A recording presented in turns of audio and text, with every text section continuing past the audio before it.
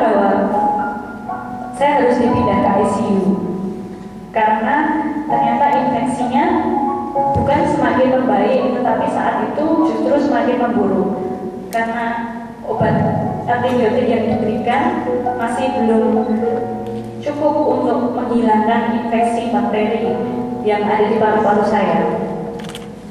Pada saat itu hasil tes ronsen paru saya itu banyak sekali bercak-bercak putihnya.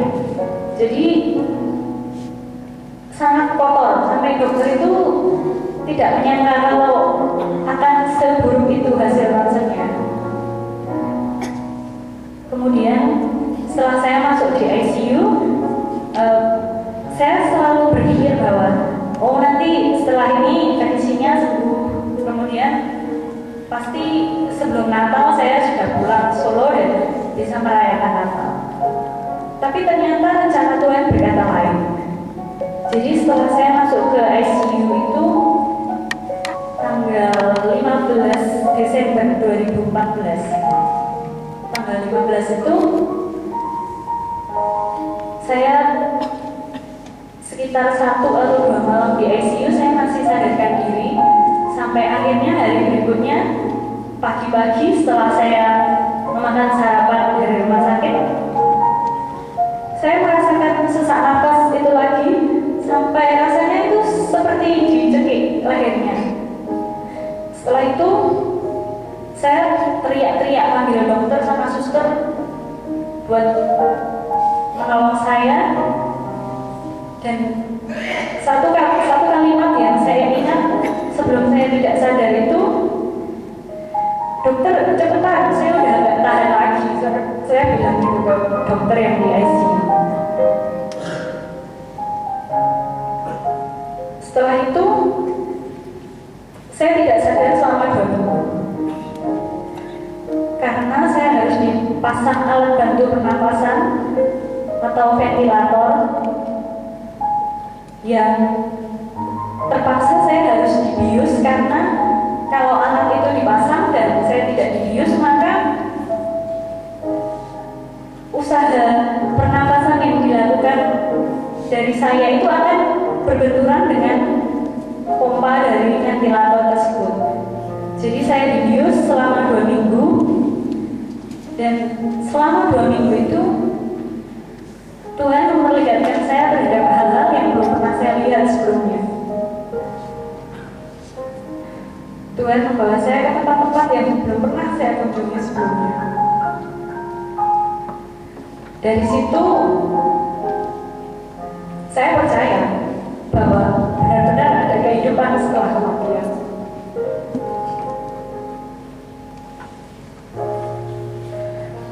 Selama 2 minggu saya tertidur itu, kemudian saya bangun itu sekitar tanggal 28 Desember 2014.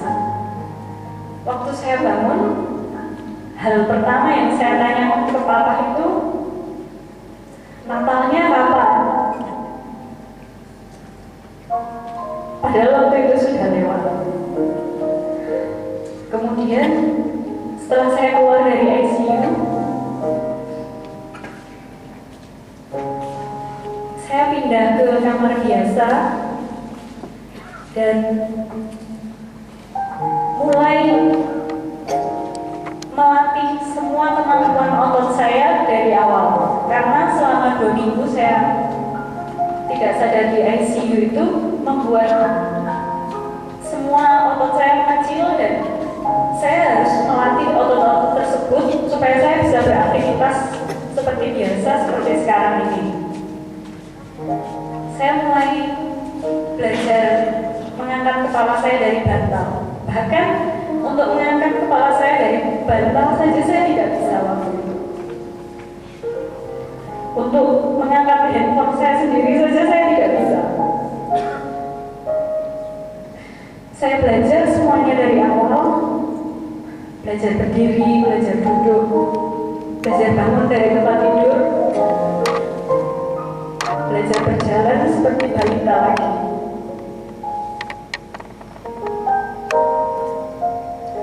Kemudian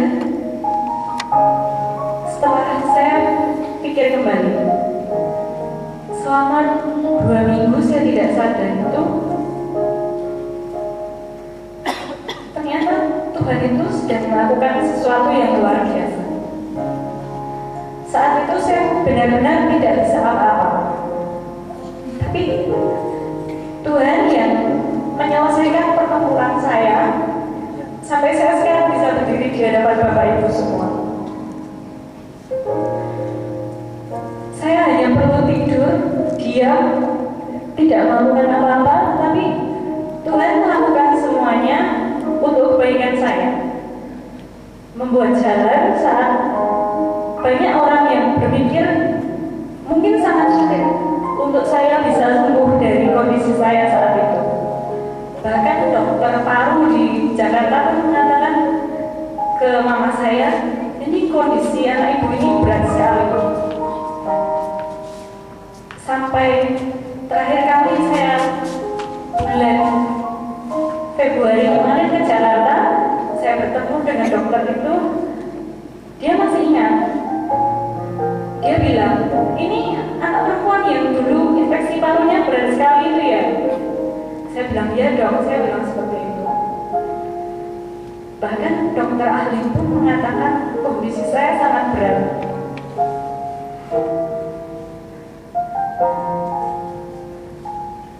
Ini adalah foto saya saat saya pertama kali keluar dari ICU.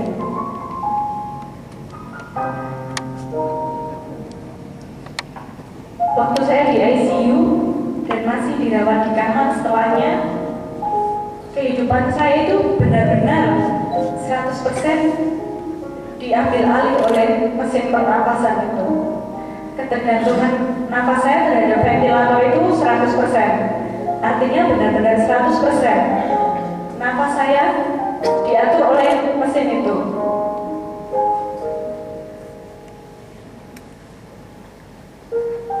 Kemudian foto ini diambil pada saat saya sudah pindah ke kamar biasa, tapi saya masih makan menggunakan selang karena selama 2 minggu selang ventilator itu menekan ke rongga tenggorokan saya sehingga saya harus belajar dari awal untuk menelan lagi. Dan pada saat pertama kali ventilator itu dilepas, saya tidak bisa berbicara karena suara saya sama sekali tidak keluar.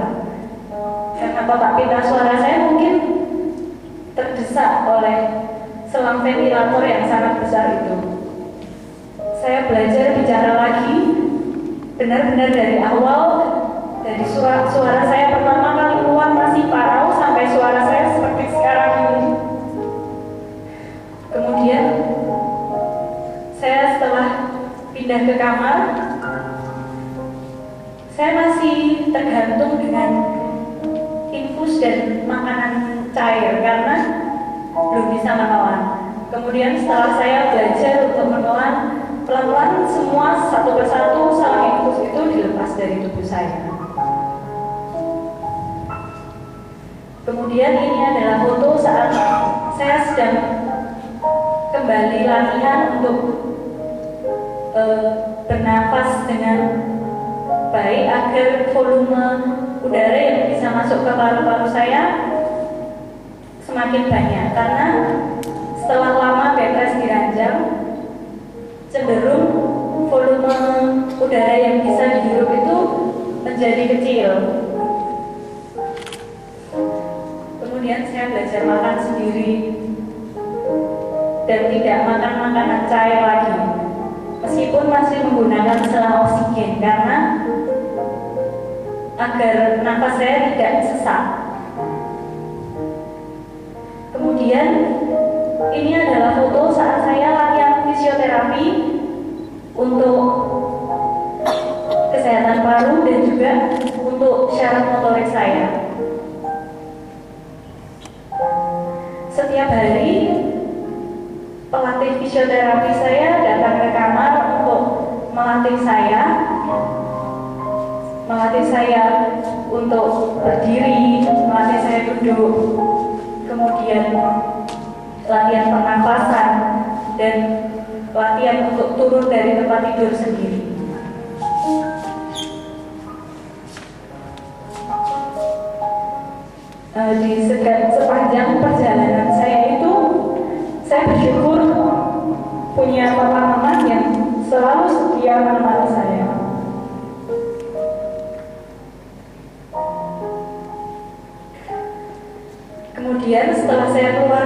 rumah sakit karena saya masih harus menjalani radioterapi. Jadi setelah saya keluar dari ICU dan pindah ke kamar biasa, setelah kondisi saya cukup stabil, saya menjalani kemoterapi yang ke-6. Dengan selesainya kemoterapi itu, saya harus menjalani terapi radiasi agar proses penyembuhan dari penyakit yang saya alami itu lebih sempurna. Kemudian saya menjalani terapi radiasi itu sebanyak 20 kali, dan terapi radiasi itu dilakukan setiap hari. Itu artinya setelah saya keluar dari rumah sakit, saya masih sekitar sebulan harus di Jakarta karena saya harus menjalani terapi radiasi itu.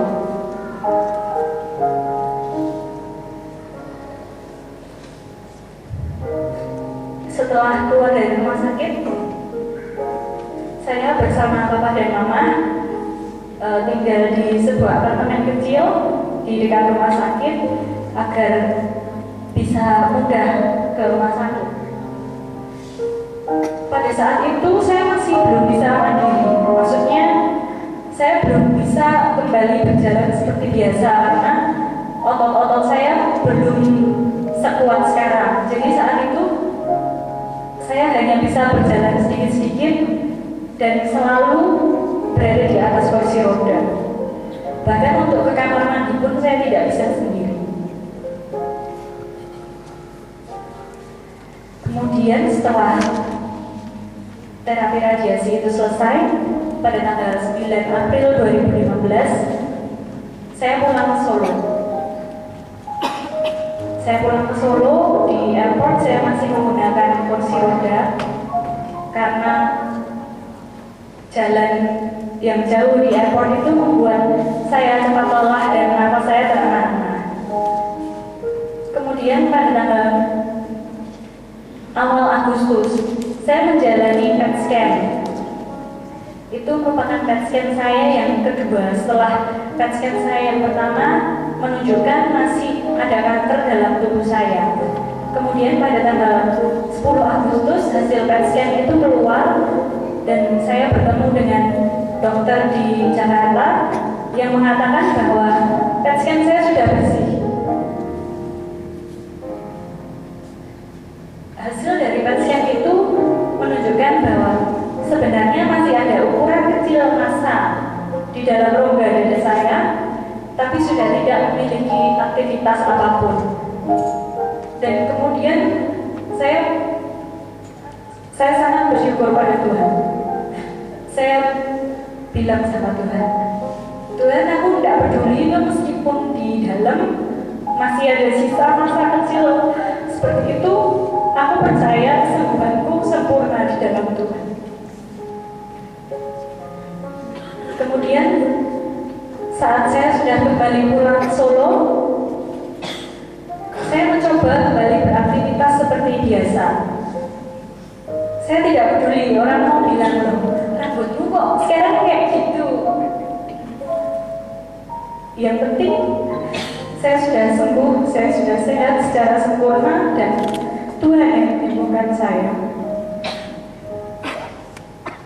Saya juga bersyukur saya punya teman-teman yang sangat mendukung saya, yang selalu juga mendoakan saya bersama keluarga saya yang lain. Kemudian pada bulan Mei 2015, kakak perempuan saya menikah, dan setelah sekian lama saya tidak bisa menggunakan high heel, saya tidak bisa jalan sendiri. Itu hari perdana saya beraktivitas full dari pagi sampai malam untuk acara pernikahan kakak saya. Dan ajaibnya saya bisa. Pada awalnya saya kira, aduh nanti saya capek deh ya, saya kuat deh ya, dari acara pagi-pagi jam 5 sampai malam acara selesai, saya kuat deh. Tapi saya tidak memikirkan itu. Saya hanya percaya bersama Tuhan saya pasti bisa.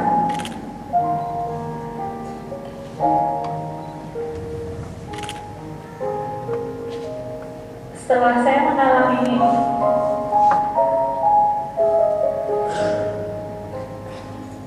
sakit kanker itu, saya benar-benar percaya bahwa Tuhan itu memang mengabulkan doa dan benar-benar tidak ada yang mustahil bersama Tuhan. Dari awal saya sudah menaruh pikiran dalam diri saya pasti bisa. Bersama Tuhan saya pasti bisa. Dan dengan iman itu, Tuhan membantu saya melewati semuanya.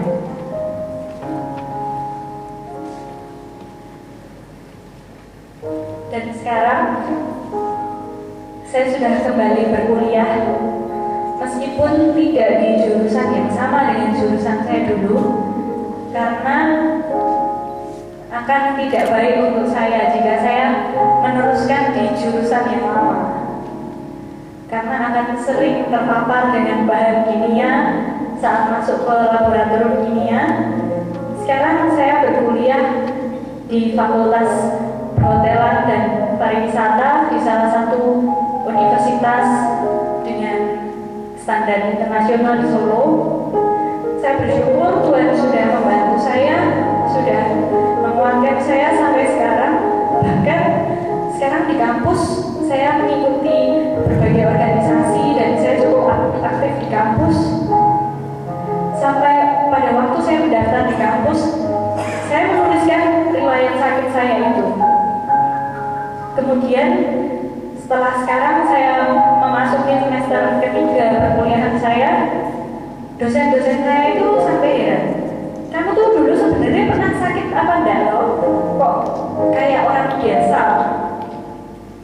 Saya bilang, ya bagus loh Pak, jadi kalau bisa seperti itu. Kemudian dosen saya yang kebetulan mayoritas juga Kristen mengatakan,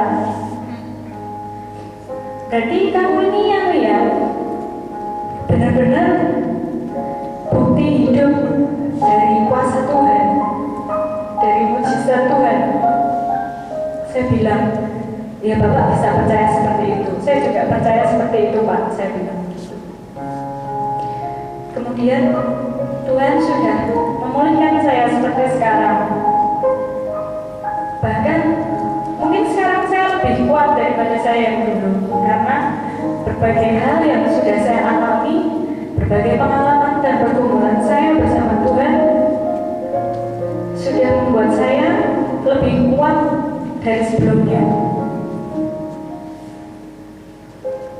Dan saya percaya bahwa diri saya sebelum saya sakit itu sudah digantikan dengan diri saya yang baru, yang sekarang, yang lebih dekat kepada Tuhan. Karena saat saya memasuki masa-masa sulit dalam kehidupan saya itu, saya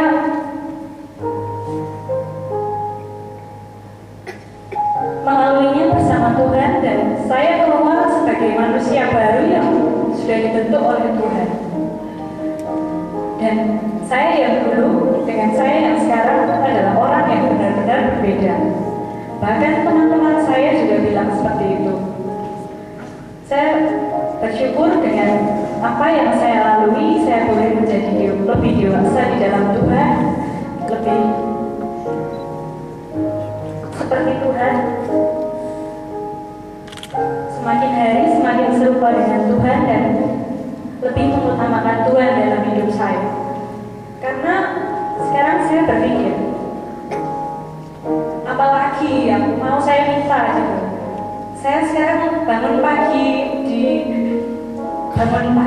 dari tempat tidur, saya bisa buka mata, itu sudah anugerah buat saya. Karena dulu saya tidak seperti sekarang. Karena dulu saya tidak sekuat sekarang. Dulu saya tidak bisa membuka mata saya selama 2 minggu. Dan nafas saya saja benar-benar 100% diatur oleh mesin alat bantu pernapasan. Kalau sekarang saya masih bisa bernafas, itu benar-benar anugerah Tuhan. Apalagi yang mau saya minta dari Tuhan? Setiap setiap kali saya berada dalam situasi yang sulit, saya kembali mengingat ke belakang. Dulu waktu saya di bawah, saya benar-benar menyadari bahwa memang cuma Tuhan yang bisa dijadikan pegangan, tidak ada yang lain.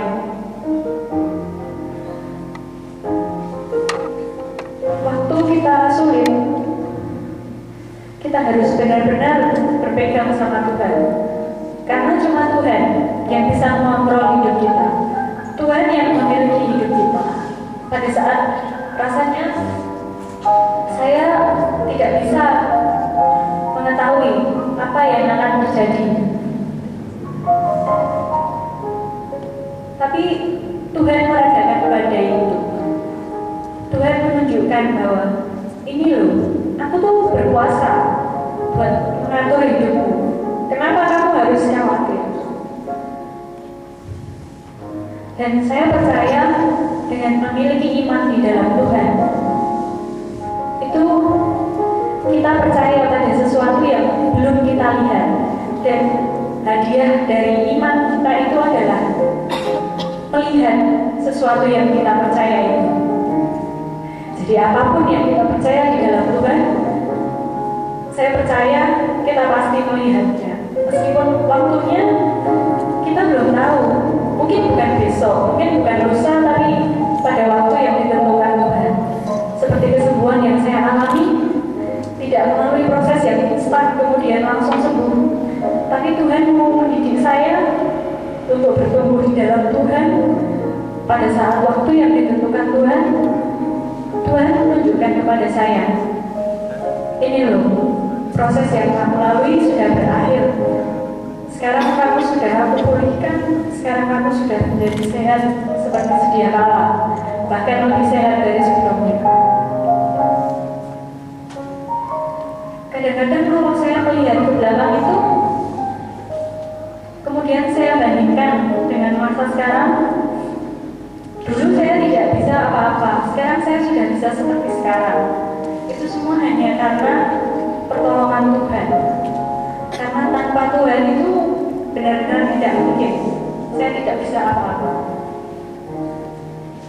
Kalau sekarang saya mengalami kesulitan, diperhadapkan pada situasi yang kurang sesuai atau tidak menyenangkan saya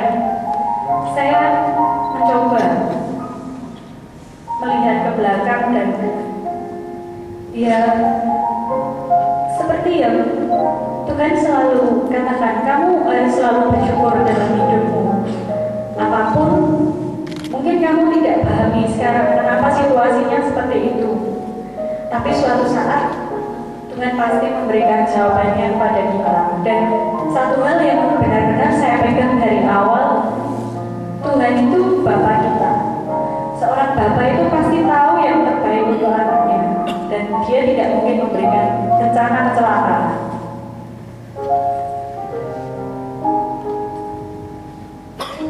Kadang kalau saya lihat lagi ke belakang, rasanya seperti tidak percaya kalau saya sudah melewati itu semua dan saya sudah menjadi orang yang seperti sekarang ini.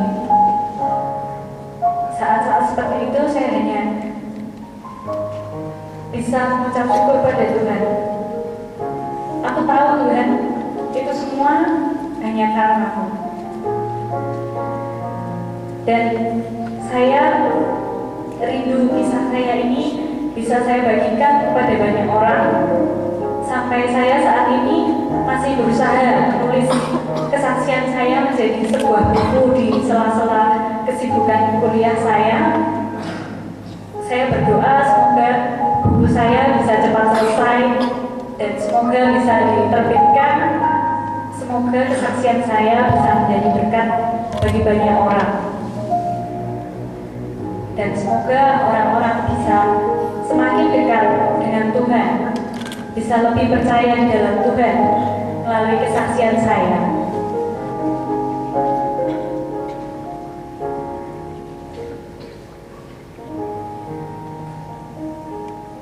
Puji Tuhan untuk kesaksian yang indah.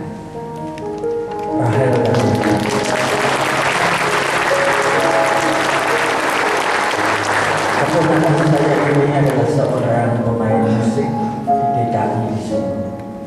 dan rindu menyanyi, memainkan alat musik.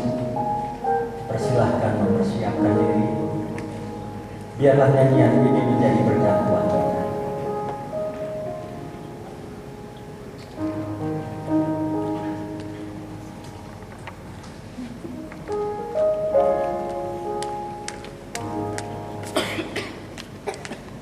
Lagu ini menjadi jawaban bagaimana dekat dengan Tuhan, hatiku menjadi tenang. Tuhan, Kau yang melihara kehidupanku.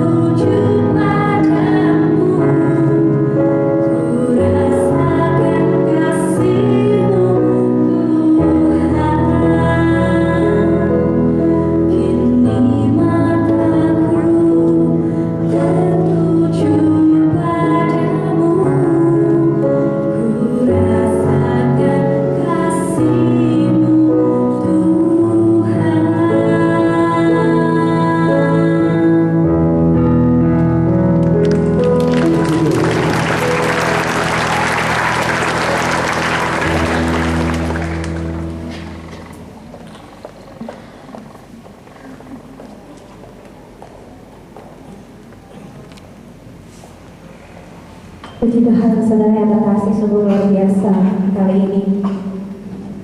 Kita semua yang ada di sini, kita pasti sungguh sangat terberkati dengan kesaksian dari saudari kita, saudari Rahel Carolina, yang begitu luar biasa.